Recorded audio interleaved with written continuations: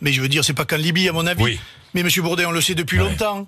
Un jour, je vous présenterai un pêcheur au gros de mon département, au thon, un pêcheur de thon, qui vous dit ça fait 10 ans qu'on ramasse des cadavres en Méditerranée, ça fait 10 ans qu'on connaît les filières, notamment en Libye, etc. Tout le monde est au courant de ce qui se passe. Vous voyez que les bateaux pneumatiques que vous voyez circuler en Méditerranée avec des migrants, il faut bien les construire, ils sortent bien de quelque part, ils ont des moteurs, ces choses-là sont vendues par des réseaux. L'armée française, la France est au courant. Pourquoi on ne fait rien? On est allé intervenir à Benghazi, paraît-il, pour empêcher un bain de sang.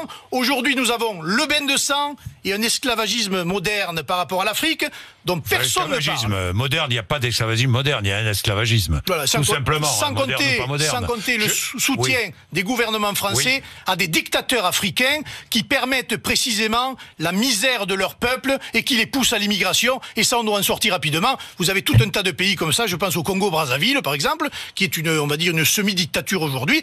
Personne ne dit rien. Tout le monde s'en fout, ça continue comme avant, et je ne suis pas persuadé que les réseaux de la France-Afrique ne soient pas encore présents aujourd'hui dans le monde politique. La France va accueillir les premiers réfugiés évacués de Libye par le HCR au Niger. C'est le rôle de la France d'accueillir aussi. Mais quand il y a des situations dramatiques, c'est pas facile de dire on ne va pas accueillir.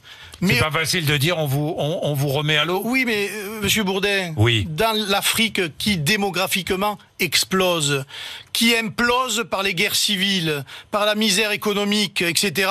Mais nous avons alors vocation à recueillir des centaines de millions de personnes à l'avenir. À un moment donné, il faut être cohérent. Soit on veut stopper l'immigration et on fait un vrai co-développement avec l'Afrique, et on y met les moyens, et on arrête de soutenir un certain nombre de dictatures, soit on ne le fait pas, eh bien on subira, et nous serons submergés. Voilà la vérité. Merci Louis Alliot d'être venu nous voir. Il est 8h55, RMC et BFM TV.